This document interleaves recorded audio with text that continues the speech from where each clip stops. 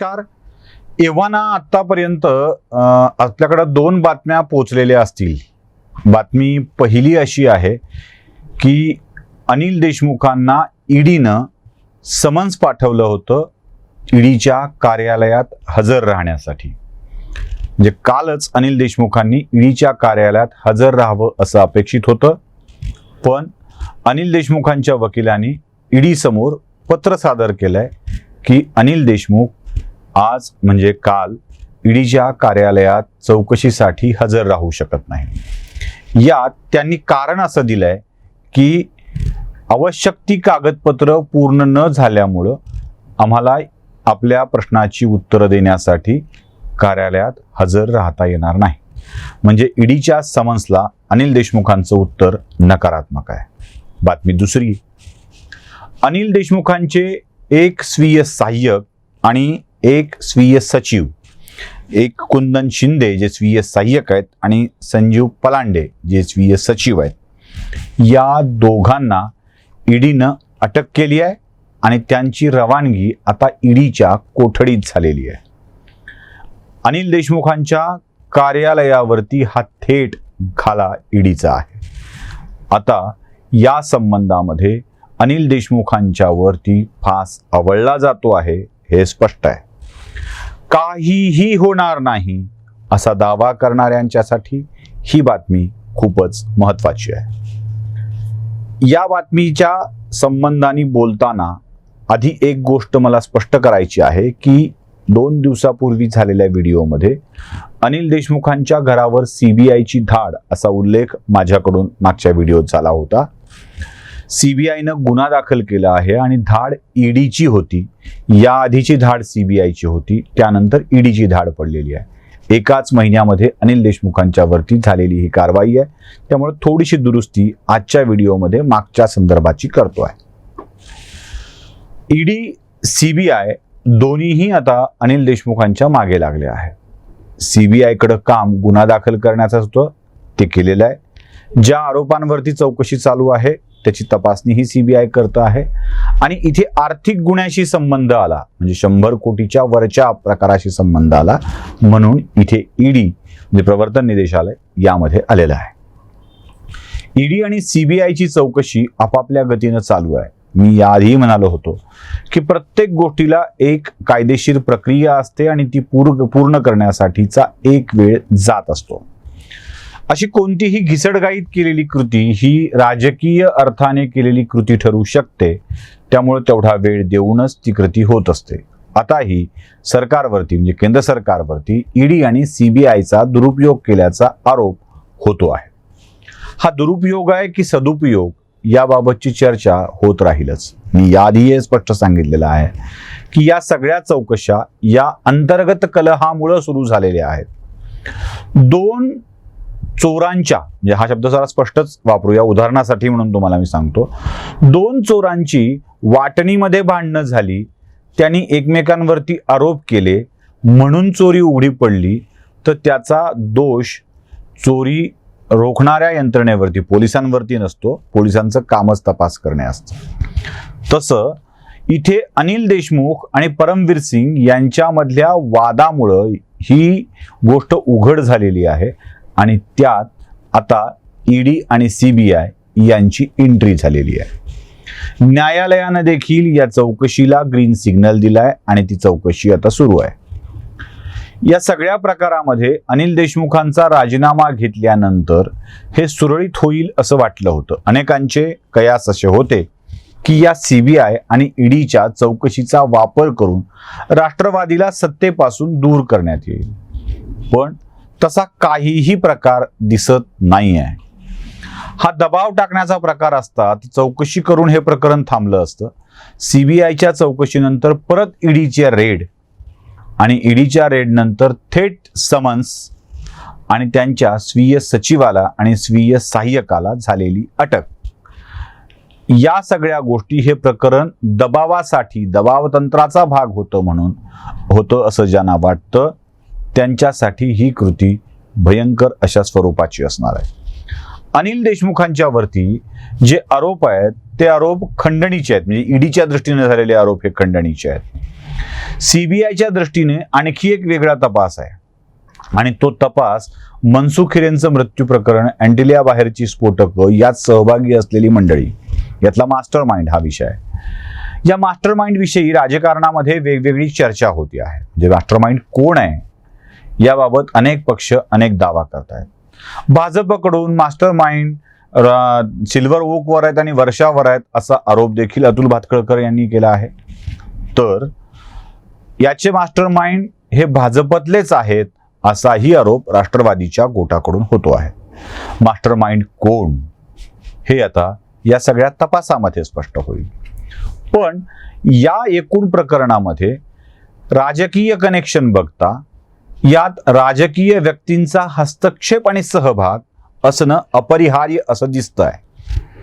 अगदी सरळ भाषेत सांगायचं झालं तर हे सगळं प्रकरण म्हणजे राष्ट्रवादीच्या गटातून, माजी गृहमंत्री अनिल देशमुखांच्या गटातून काही चित्रफिती त्यांच्या फेसबुक पेजवर पसरवल्या जात आहेत आणि त्यात असं सांगितलं जातं आहे की परमवीर सिंगांची चॉईस वाझे होती, वाझेला घेण्यामध्ये परमवीर सिंगांचा सहभाग होता आणि परमवीर सिंगच वाझेच्या माध्यमातून आपली खंडणी जमा करत होते. यात बिनसलं, परमवीर सिंगांची नाचक्की झाली आणि त्यांची बदली करण्यात आली. हे अशी एक थेरी राष्ट्रवादीच्या गटाकडून मांडली जाते आहे. यात सगळ्या राजकारण्यांना बाजूला ठेवून केवळ परमवीर सिंगांवरती हा आरोप टाकण्याची प्रक्रिया सुरू होती. पण परमवीर सिंगांचे कनेक्शन्स जर बघितले तर ते सगळे राष्ट्रवादी सोबत जोडलेले आहेत असं दिसतं. ज्या ज्या प्रकरणामध्ये राष्ट्रवादी काँग्रेसचे नेते अडचणीत येतील त्या त्या प्रकरणामध्ये परमवीर सिंगांनी मोठी मदत केली आहे हे स्पष्टपणे आपल्याला दिसेल. परमवीर सिंगांचं मुंबईचं पोलीस आयुक्त होणं हे राष्ट्रवादी आणि शिवसेना यांच्या संमतीनं घडलेलं आहे. सचिन वाझेविषयी ज्याची आपण चर्चा करतो तो सचिन वाझे, ज्या प्रदीप शर्माला अटक करण्यात आलेली आहे ते प्रदीप शर्मा, हे सगळे शिवसेनेत प्रवेश केलेले पोलीस अधिकारी आहेत. म्हणजे वाझेनेही शिवसेनेमध्ये प्रवेश केला होता, प्रदीप शर्मांनीही शिवसेनेमध्ये प्रवेश केला होता. अनिल देशमुखांच्या सोबत वाझे जे पत्र देतो आहे त्या पत्रात अनिल परबांचा विशेष उल्लेख आहे. त्यामुळं हे प्रकरण अनिल परबांच्या पर्यंत देखील जाऊन पोहोचतं. अनिल परब हे नुसतेच मंत्री आहेत असं नाही, तर मातोश्रीच्या विश्वासातील मंत्री आहेत, मातोश्रीच्या विश्वासातील सैनिक आहेत. अगदी बाळासाहेब सुद्धा अनेक सभांच्या मधून अनिल परबांचं नाव घेत होते. विशेषतः राणेंच्या जाण्यानंतर ज्या सभा झाल्या त्यात तुम्हाला अनिल परबांचं नाव बाळासाहेबांनी घेतलेलं लक्षात येऊन जाईल. अनिल परबांच्या सोबत कनेक्शन सचिन वाझेचे असल्यामुळे हे संबंध शिवसेनेशी देखील जोडल्या गेलेले आहेत असंही बोललं जात आहे. अँटिलिया बाहेर स्फोटकं ठेवणे आणि मुकेश अंबानी यांना धमकी देणे याचा हेतू काय असेल याचा साधारणतः विचार झाला पाहिजे. म्हणजे एकतर मुकेश अंबानींच्याकडून मोठ्या प्रमाणावर रक्कम मिळवणे हा एक हेतू असतो, किंवा मुकेश अंबानींना जीवाचं भय दाखवून संरक्षणासाठीची तरतूद करण्यासाठी पैसे घेणे हा एक हेतू असू शकतो. मुकेश अंबानींच्या घराबाहेर स्फोटकं ठेवण्यात फायदा कोणाचा हा देखील विचार केला पाहिजे. हा फायदा सचिन वाझेचा होता का फक्त, की परमवीर सिंगांचा होता, की सचिन वाझे परमवीर सिंग यांचा मिळून होता? हे पैसे घ्यायचे होते तर कोणाला द्यायचे होते, कशासाठी तिथे ते स्फोटकं ठेवली होती? अगदी जिलेटिनच्या कांड्या म्हणूया, स्फोटक हा शब्द जरा जास्तच होईल, कशासाठी जिलेटिनच्या कांड्या ठेवल्या होत्या? बर, एवढंच हे प्रकरण नॉर्मल होतं तर मग या प्रकरणात ज्या मनसुख हिरेंची गाडी वापरली गेली त्या मनसुख हिरेंला मारून का टाकण्यात आलं? एवढंच हे प्रकरण नॉर्मल होतं तर DVR, लॅपटॉप, कॅमेरे हे सगळं तोडून का टाकण्यात आलं होतं? याचा अर्थ स्पष्ट आहे, जेव्हा माणूस पुरावे नष्ट करू लागतो, यात आणखी कोणी नाही हे स्पष्ट करू लागतो, तेव्हा त्यात मोठी माणसं असण्याची शक्यता असते.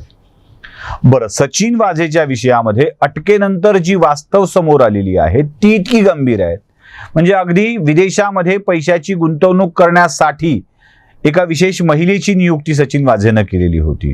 यात अनेक पोलीस अधिकारी आहेत.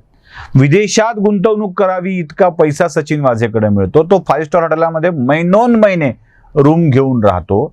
या सगळ्या गोष्टी तपासल्यावरती याचे राजकीय संबंध आहेत आणि याचा राजकीय लाभ मिळतो आहे हे नक्की आहे. याबाबतची खातरजमा करण्यासाठी लुंग्या सुंग्याला सुद्धा हे समजून जाईल की हे वस्तुस्थिती अशा स्वरूपाची असू शकते. कुणाशी तरी राजकीय संबंध असल्याशिवाय हे धाडस होत नाही आणि ते धाडस करण्यासाठी जे संबंध लागतात ते कोणाचे आहेत हे देखील आता स्पष्ट झालं पाहिजे आणि हेच स्पष्ट होण्याची प्रक्रिया सुरू आहे. अनिल देशमुखांचा संबंध यात येतो कुठे? ते राज्याचे गृहमंत्री होते. नियुक्त्या बदल्या हा त्यांच्या अधिकारातला विषय होता आणि त्यातूनच या अधिकाराचा वापर करून देशमुखांनी मोठ्या प्रमाणावर माया जमवली आहे असा आरोप होतो आहे. ईडी त्याच निमित्तानं चौकशी करते आहे आणि यात सगळ्यात मोठी गोष्ट ईडीला अजून तपासायची आहे ते म्हणजे रश्मी शुक्ला यांनी दिलेल्या अहवालानुसार खरोखरच बदलीच्या मध्ये मोठ्या प्रमाणावर पैसे घेतले गेले आहेत का? जेव्हा या सगळ्या गोष्टींचा वेगवेगळ्या गोष्टींचा आपण संबंध जोडू लागतो तेव्हा गोष्ट लक्षात येऊ लागते. होतं काय, मी नेहमी सांगतोय हे की तपासाची दिशा भरकटवून टाकण्यासाठी, तपासाला जंबल करण्यासाठी, गोंधळात टाकण्यासाठी वेगवेगळे विषय निर्माण केले जातात. म्हणजे मनसुख हिरेंची हत्या हा वेगळा विषय, 100 कोटीची खंडणी हा वेगळा विषय, अँटिलिया बाहेरची स्फोटकं हा वेगळा विषय, परमवीर सिंगांचे आरोप हा वेगळा विषय. जेव्हा तुम्ही असं काही वेगवेगळं करून मांडू लागता तेव्हा ही छोटी छोटी प्रकरणं वाटू लागतात. पण जेव्हा एक सूत्रबद्ध कडी जोडली जाते तेव्हा यातलं भयंकर स्वरूप आपल्या लक्षात येतं आणि हेच भयंकर स्वरूप आता उघड होण्याच्या मार्गावर आहे. ईडीकडून 2 व्यक्तींना अटक झाली आहे आणि ते दोन्ही व्यक्ती गृहमंत्र्यांचे निकटवर्ती आहेत. स्वीय सहाय्यक आहेत, स्वीय सचिव आहेत, पर्सनल सेक्रेटरी आहे आणि पर्सनल असिस्टंट आहे. PA आणि PS या 2 व्यक्ती आहेत.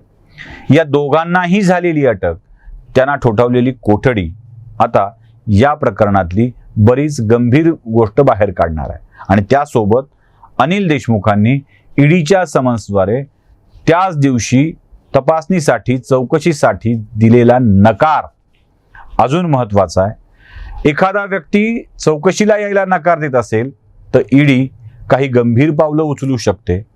जशी अटक त्या दोघांना झाली आहे तसं चौकशीला सहकार्य केलं नाही तर अनिल देशमुखांना देखील अटक होऊ शकते. ही बाब खूप गंभीर असेल. राज्याच्या माजी गृहमंत्र्याला खंडणीच्या गुन्ह्यात अटक व्हावी लागली तर महाराष्ट्रासाठी ही गोष्ट शरमेची असेल एवढं मात्र नक्की. नमस्कार.